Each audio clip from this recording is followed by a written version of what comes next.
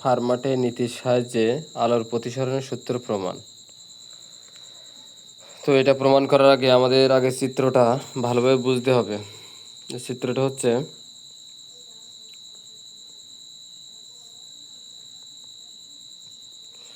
যদি চিত্রটা আমরা একটু খেয়াল করি,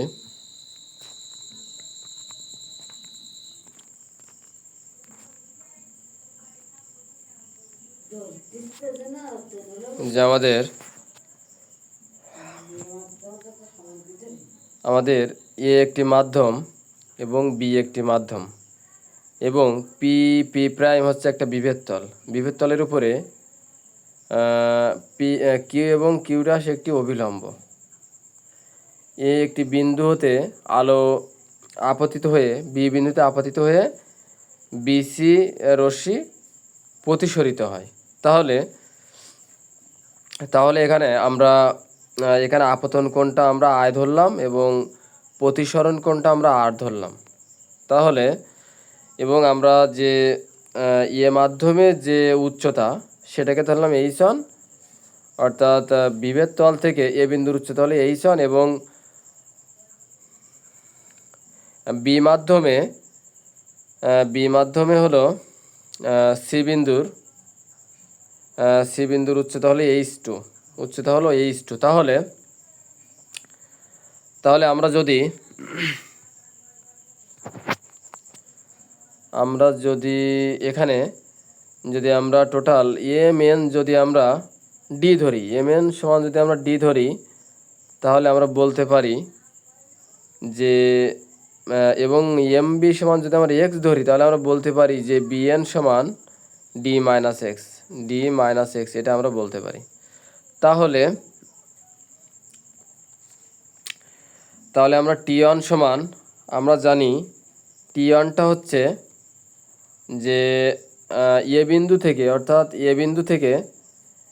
বিন্দু থেকে বি বিন্দুতে যাওয়ার সময়টা হচ্ছে T1, এ বিন্দু থেকে বি বিন্দুতে যাওয়ার সময়টা হচ্ছে P1, অর্থাৎ এ থেকে বি বিন্দুতে আপতন যে বিন্দু, বিভেদ তলের যে বিন্দুতে যাওয়ার সময় হচ্ছে T1 এবং বিভেদ তল থেকে প্রতিসরিত যে বিন্দু সি, এই বিন্দুতে যাওয়ার সময়টা হচ্ছে T2। তাহলে T1 এবং T1টা হচ্ছে যে এ মাধ্যমে আলো আপতিত হওয়ার সময় এবং প্রতিসরিত হওয়ার সময়টা হচ্ছে T2। তাহলে আমরা বলতে পারি যে টি সমান আমরা বলতে পারি, যদি টিটা আমরা যদি আমরা অতিভুজ ধরি, তাহলে আমরা অতিভুজ সমান লম্ব বাই এখানে টি সমান আমরা কি বলতে পারি, টি সমান আমরা বলতে পারি যে দূরত্ব বাই বেগ বলতে পারি। তাহলে এসটাকে যদি আমরা দূরত্ব ধরি এবং বিটাকে যদি বেগ ধরি, তাহলে আমরা বলতে পারি যে বিটা হচ্ছে দূরত্ব এবং এটা হচ্ছে মাধ্যম, এ মাধ্যম এবং এ মাধ্যমটা হচ্ছে এখানে এ বিটা হচ্ছে h1 √h1 square plus x square. এটা পিথাগোরাসের উপপাদ্য হতে আমরা জানি, যে অতিভুজ স্কয়ার সমান লম্ব স্কয়ার যোগ ভূমি স্কয়ার, বাই CA, মানে এটা এ মাধ্যম, এটা সেজন্য এটা CA।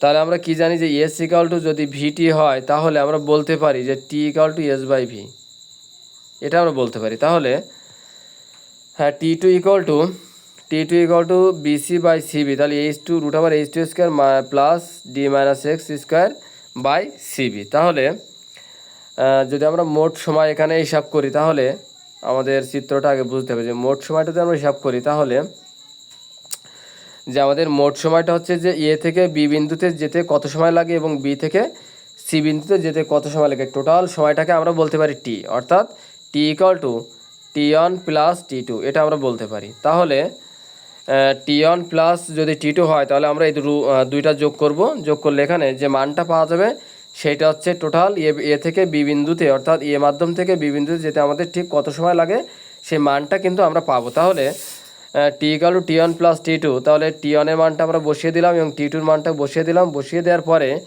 ফার্মাটের নীতি ন্যূনতম সময়ের সূত্র হতে আমরা জানি dt/dx = 0, এটা আমরা জানি। তার কারণ হচ্ছে যে আমরা জানি যে ফার্মাটের যে সূত্রটা হচ্ছে যে আমরা জানি আলো সবচেয়ে মানে কম দূরত্ব অনুসরণ করে, অর্থাৎ আলো সেই পথে যেতে চায়, আর যে পথে তার যেতে সবচেয়ে সময় সবচেয়ে কম লাগে সেই পথে সে যেতে চায়। এটা ফার্মার বলেছিল, সেই পথে যেতে চায় মানে যে পথে যেতে সময় কম লাগে, যে পথে যেতে সময় কম লাগে সেই পথে আলো যেতে চায়। এটা হচ্ছে ফার্মার বলছে। তাহলে ফার্মাটের নীতির ন্যূনতম সময়ের জন্য আমরা পাই যে এখানে হচ্ছে dt by dx equal to 0, অর্থাৎ এটাকে যদি আমরা সময়কে যদি এক্সের সাপেক্ষে যদি ডিফারেন্সিয়েশন করি তাহলে আমরা যে রেজাল্টটা পাবো সেইটা হচ্ছে আমাদের মূলত ফার্মাটের নীতির ন্যূনতম সময়ের সূত্র। তাহলে আমরা বলতে পারি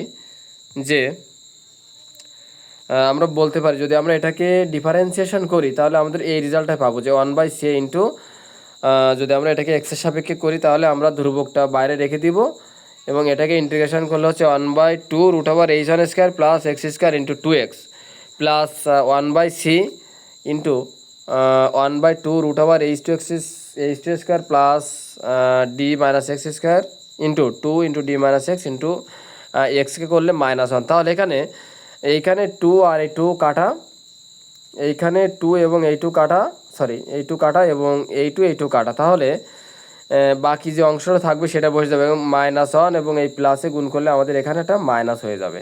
আমরা জানি প্লাস মাইনাসে গুণ করলে মাইনাস হয়ে যায়। তাহলে এখান থেকে আমরা যদি খেয়াল করি যে এইখান থেকে আমরা বলতে পারি যে পিথাগোরাসের উপপাদ্য অনুযায়ী যে আমাদের আমরা বলতে পারি যে লম্ব বাই অতিভুজ সমান, অর্থাৎ লম্ব বাই অতিভুজ সমান আমরা সাইন থিটা বলতে পারি। তো যেহেতু এখানে আমরা যদি আমরা চিত্রটার দিকে একটু খেয়াল করি যে এইখানে এক্স বাই এটা হচ্ছে এক্স এবং এক্স বাই √h1² প্লাস